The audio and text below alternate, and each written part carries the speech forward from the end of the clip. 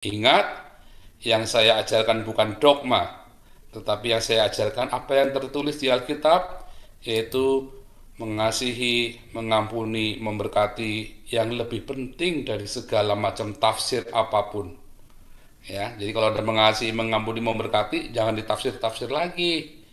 Ya, itu sudah jelas tertulis. Kalau mau ditafsirkan lagi, runyam udah. Nah, makanya bisa ada perang salib, bisa ada orang Mennonite dibantai sama Reform, bisa ada Agora, kejadian di Agora, karena mau nafsir-nafsir lagi yang sudah tertulis.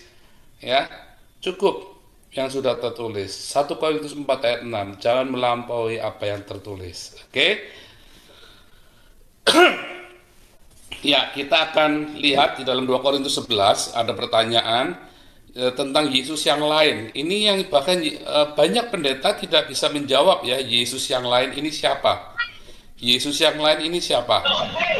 Yesus yang lain dan Injil yang lain. Ya.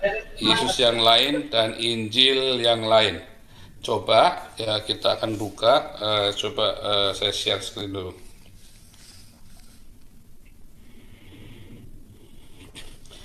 Selanjutnya pertanyaan bisa langsung ini ya, raise hand ya. Mic-nya tidak saya kunci jadi Anda bisa buka mic-nya itu. Tapi kalau di belakang Anda background Anda lagi ribut, dimatikan mic-nya ya supaya jangan mengganggu yang lain. Lihat 2 Korintus 11 ayat 4. Sebab kamu sabar saja jika ada seorang datang memberitakan Yesus yang lain daripada yang telah kami beritakan, atau memberikan kepada kamu roh yang lain daripada yang telah kamu terima, atau Injil yang lain daripada yang telah kamu terima. Lihat ya, Yesus yang lain, roh yang lain, Injil yang lain. Ya, ada 3 tuh. Yesus yang lain, roh yang lain, dan Injil yang lain. Wah, ini dia. Ya. Oh, Yesus yang lain itu yang bukan Trinitas.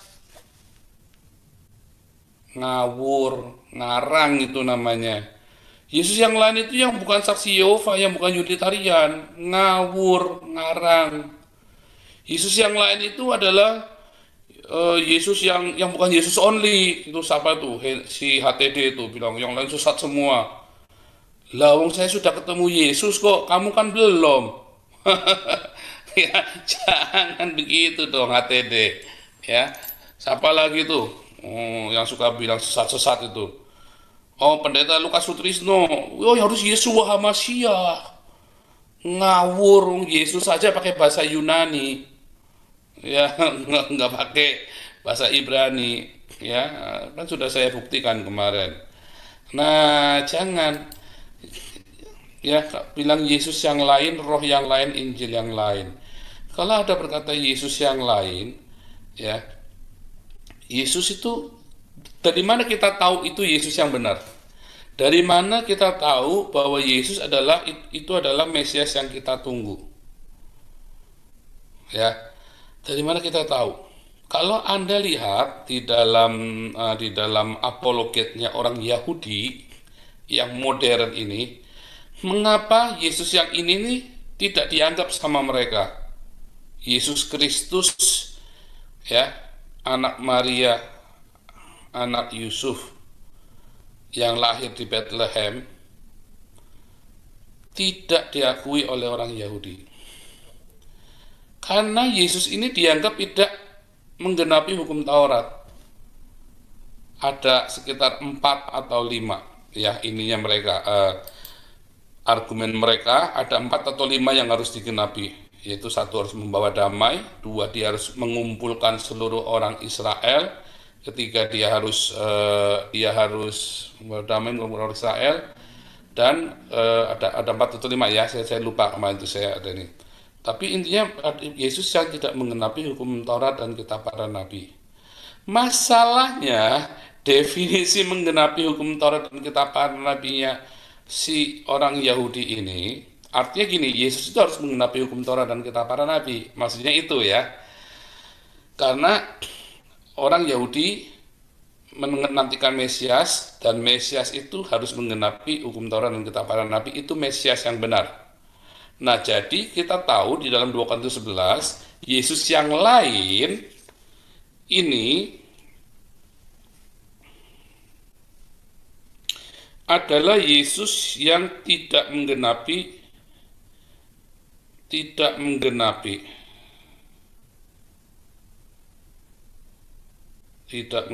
Taurat, ya, Tanak gitu ya. Yesus yang lain adalah Yesus yang tidak menggenapi Tanak. Itu yang dimaksud, ya. Nanti boleh cari deh, mengapa orang Yahudi tidak bisa menerima Yesus. Itu alasannya, karena Yesus yang Kristus itu dianggap tidak menggenapi hukum Taurat dan kitab para nabi.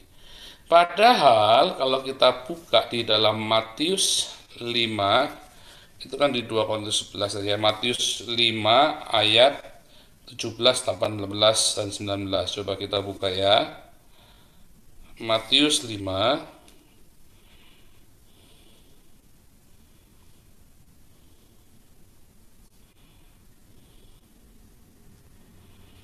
17, 18, 19. 17, 18 saja supaya jangan kepanjangan. Janganlah kamu menyangka bahwa aku datang untuk menyediakan hukum Taurat atau kitab para nabi. Aku datang bukan untuk meniadakannya, melainkan untuk menggenapinya. Karena aku berkata kepadamu, sesungguhnya selama belum lenyap langit dan bumi, satu iota atau satu titik pun tidak akan ditiadakan dari hukum Taurat sebelum semuanya terjadi. Ya, jadi Yesus datang itu untuk menggenapi. Ia sendiri berkata, aku tidak membawa agama baru, Unitarian, Trinitarian, Katolik. Aku tidak membawa agama baru yang namanya Saksi Yehova. Aku tidak membawa baru yang namanya Calvinis, Lutheran. Aku tidak membawa agama baru yang namanya apapun yang Anda sebut. Aku datang itu untuk menggenapi hukum Taurat dan kitab para nabi. Jadi jangan bangga dengan merek Anda ya. Nggak kepake semua itu. Janganlah menyangka aku datang untuk meniadakan hukum Taurat atau kitab para nabi. Meniadakan, ya, artinya dari ada jadi nggak ada. Aku datang bukan untuk meniadakannya, tapi untuk menggenapinya. Yesus menggenapi. Jadi Yesus yang kita tunggu adalah Yesus yang menggenapi. Kalau Yesus itu tidak menggenapi, maka dia bukan Yesus yang kita tunggu. Itu adalah Yesus yang lain. Nah, Yesus yang lain, apa Yesus yang lain itu? Yesus yang lain adalah Yesus yang tidak menggenapi hukum Taurat dan kitab para nabi. Tapi mengapa orang Yahudi menganggap Yesus itu belum menggenapi hukum Taurat dan kitab para nabi? Karena para orang ahli Taurat dan orang Farisi itu menambahkan apa yang menjadi angan-angan mereka, dituntut kepada Yesus memulihkan kerajaan bagi Israel harus sekarang juga, padahal ayatnya nggak ada begitu datang langsung dipulihkan. Itu ada satu proses di era Mesias. Makanya orang Yahudi itu menantikan era Mesias, dan kita ini tinggal di dalam era Mesias. Kita ini ada di dalam era perjanjian yang baru, era keselamatan perjanjian baru. Dan di saat itu orang Yahudi dihajar, diluruskan, dan bukan cuma orang Yahudi saja, seluruh dunia. Nah, jadi penafsiran tambahan itu yang ada di dalam Talmud yang membuat Yesus dianggap tidak menggenapi hukumnya mereka. Makanya Yesus berkata, aku datang tidak untuk menggenapi tradisimu, pengajaranmu. Nggak urusan Yesus, aku datang untuk menggenapi hukum Taurat dan kitab para nabi. Dan Yesus itu menggenapi hukum Taurat dan kitab para nabi itu hurufiah.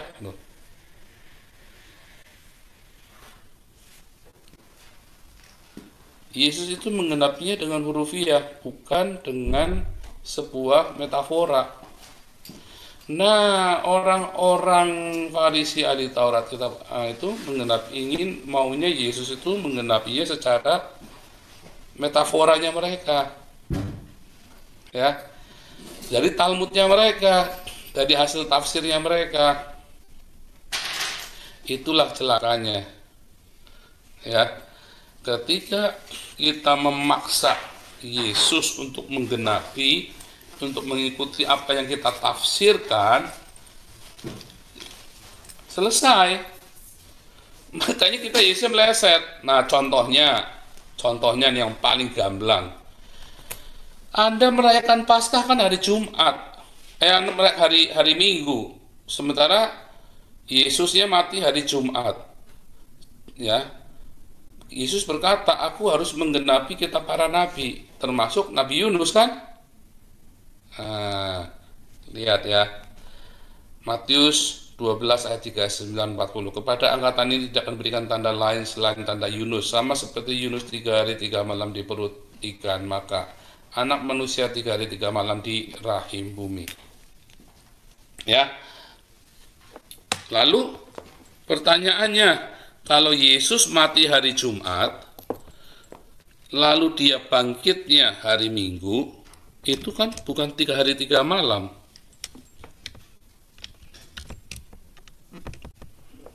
Tetapi berapa lama? Bukan 3 hari 3 malam kan? Tapi 2 malam 1 hari. Nah, lo baik lo. Ya kan? Yesusnya tidak menggenapi hukum Taurat dan kitab para nabi.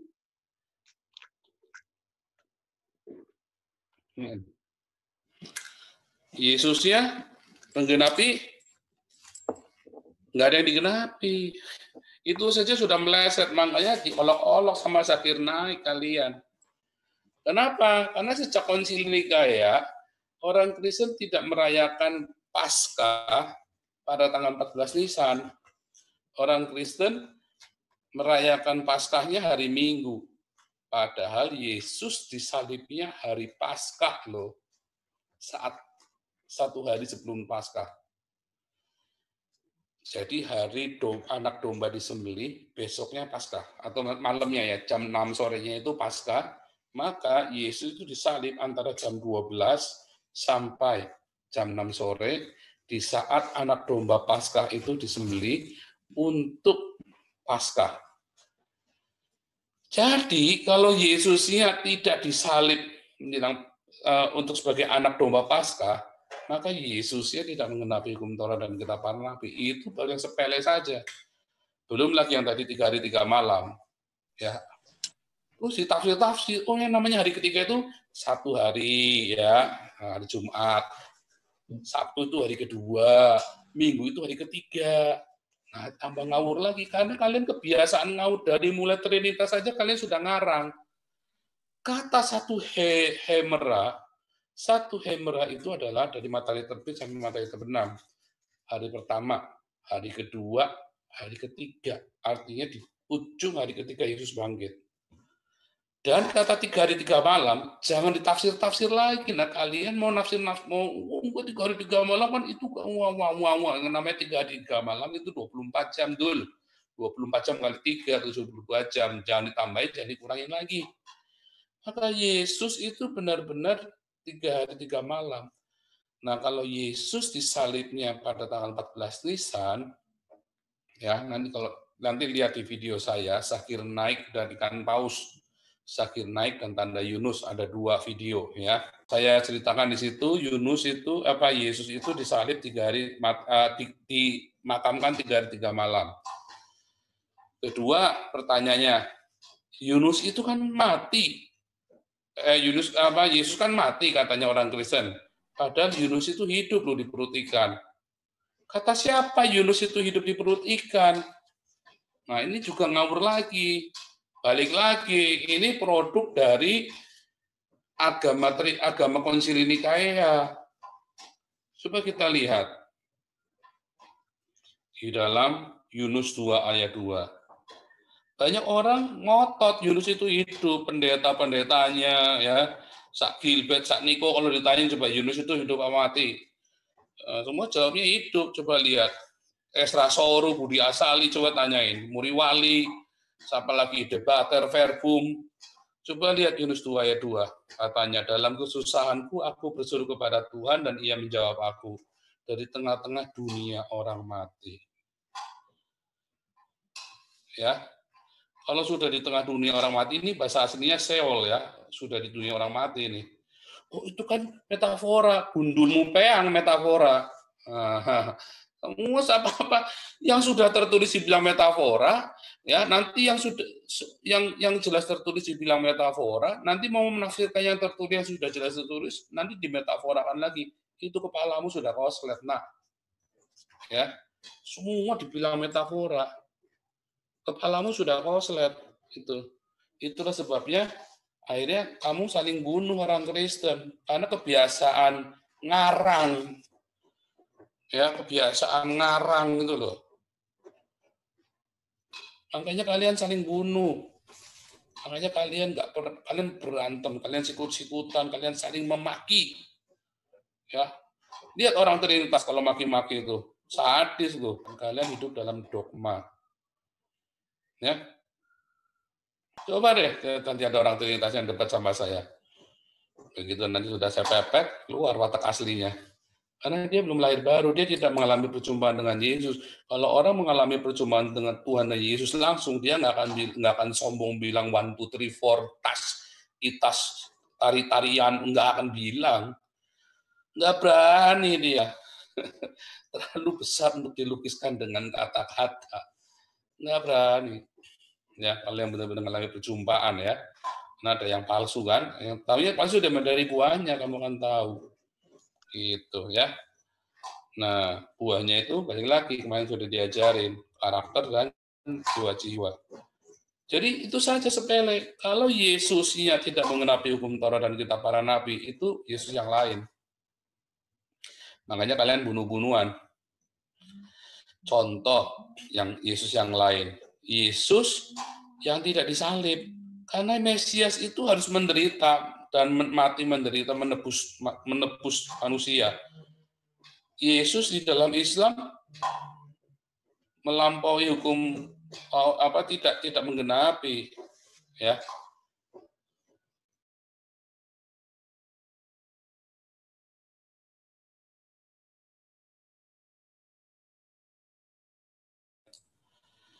Jadi Yesus yang di dalam hukum Taurat dan Yesus yang di dalam Al-Qur'an itu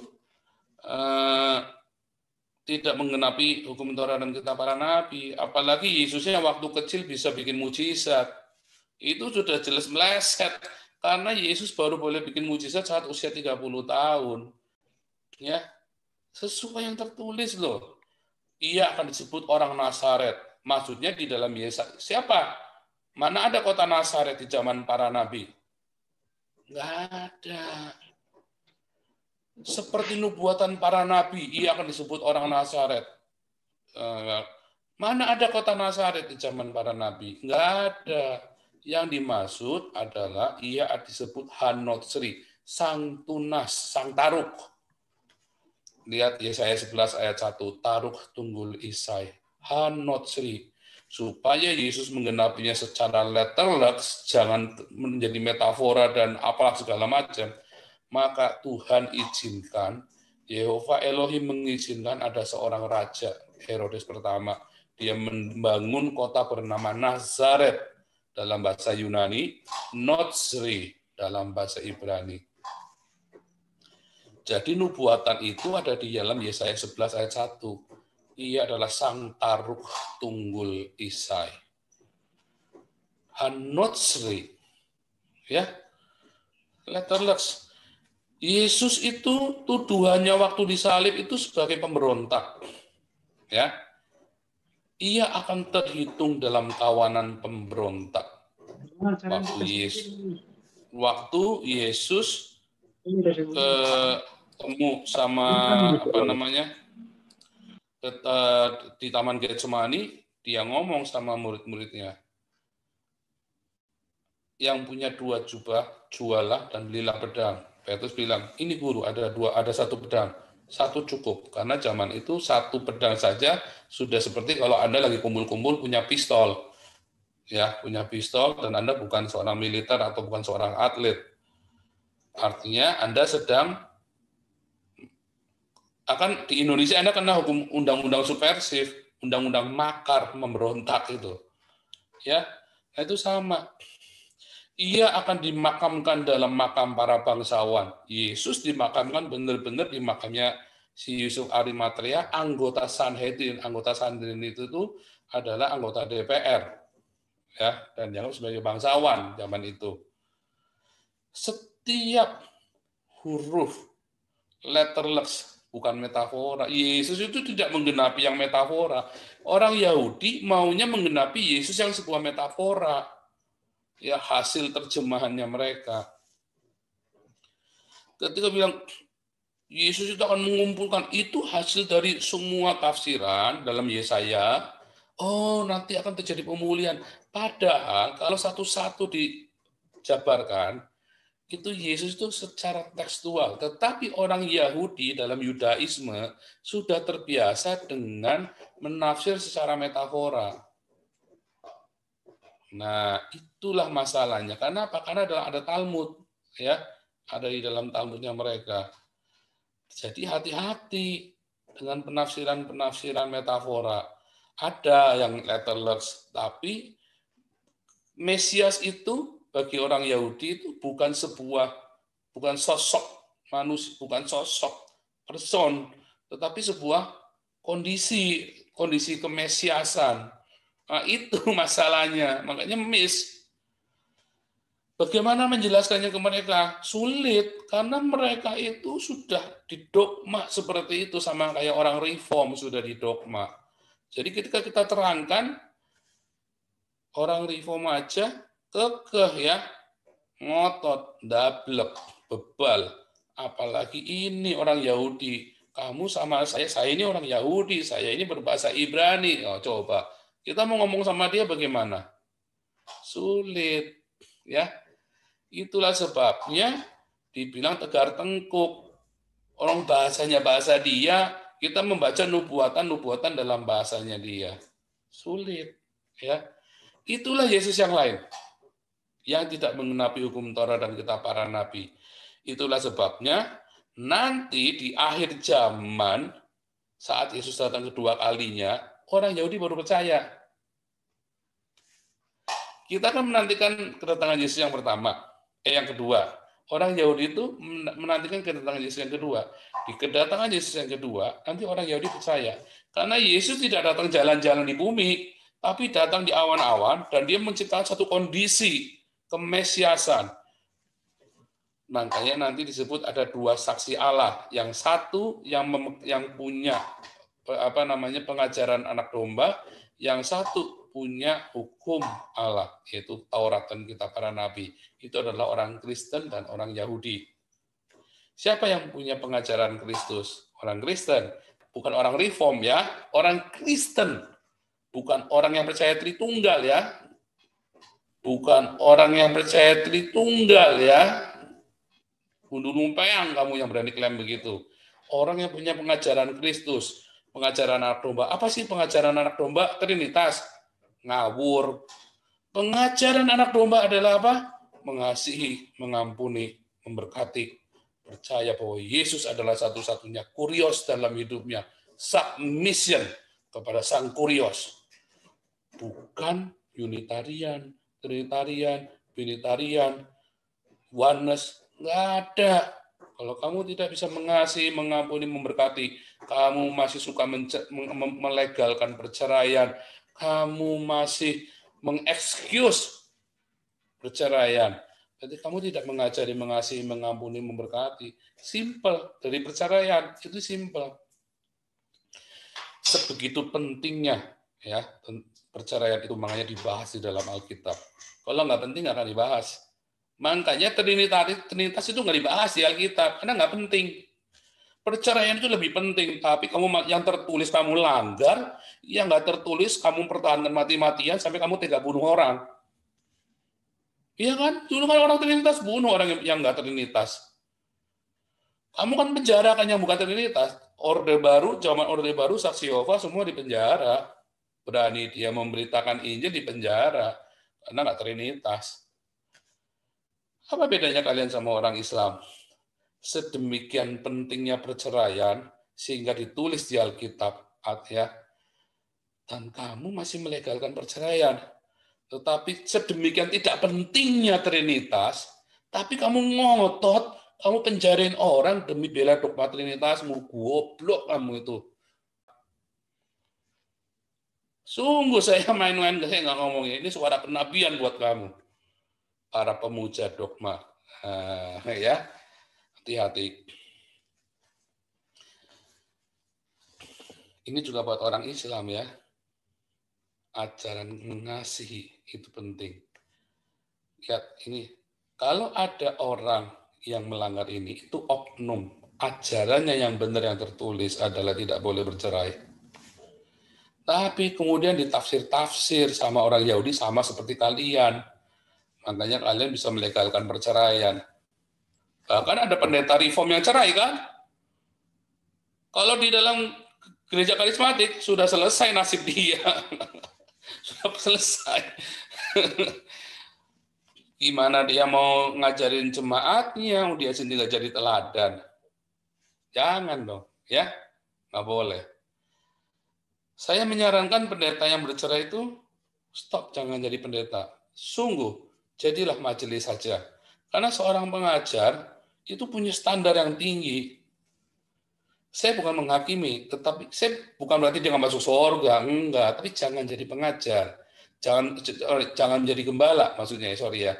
Kalau pengajar dia kan nggak kelihatan, tapi kalau dia cuma jadi dosen, oh it's okay, karena dia sedang mengajar apa yang ada dalam otaknya dia, intelektualnya dia, pengetahuannya dia, itu nggak masalah. Tapi jangan jadi gembala, ya, jangan. Karena Anda tidak memberi teladan yang baik kepada jemaat Anda. Nanti jemaat Anda yang mau cerai bilang gimana? Cerai saja, aku aja cerai kok. Ya, selesai kalian punya jemaat itu. Jangan ya. Oke, itu paham itu. Mengasihi, mengampuni, memberkati. Kalau kamu menceraikan pasangan hidupmu, berarti kamu nggak mengampuni dia. Ya. Kamu ngampuni pasangan hidupmu aja nggak bisa, apalagi mau ngampuni musuhmu. Pret, bohong loh. Kamu ngampuni pasangan hidupmu aja nggak bisa. Pasangan hidupmu yang kelihatan kamu nggak bisa ampuni. Kamu nggak bisa mengasihi orang yang kelihatan, yang dapat dilihat oleh, yang kamu bisa lihat, bisa rasakan dengan lihat ke mata aja kamu nggak bisa mengasihi. Apalagi bila mengasihi Tuhan yang tidak dapat dilihat oleh mata. Pret loh. Nggak ada. Ya, ngomong kosong. Oke, jadi tahu ya, itulah Yesus yang lain. Nah, itu ya, para pendeta supaya tahu Yesus yang lain dari Yesus yang tidak mengenapi hukum Taurat dan kita para nabi. Salib itu adalah untuk sesuai dengan hukumannya dia. Yesus itu menanggung dosa seluruh umat dunia. Makanya dia terkutuk sekali, makanya dia harus disalib. Itu layak disalib. Yesus itu layak disalib karena dia nanggung. Dia menanggung dosa seluruh umat manusia dari zaman Adam sampai dengan zaman nanti di Wahyu 22. Dia itu nanggung semuanya. Makanya dia dimasukkan ke dalam jurang maut di dalam Hades, tapi di jurang maut bersama dengan iblis yang paling jahat. Roma 10, ia masuk dalam turun ke jurang maut.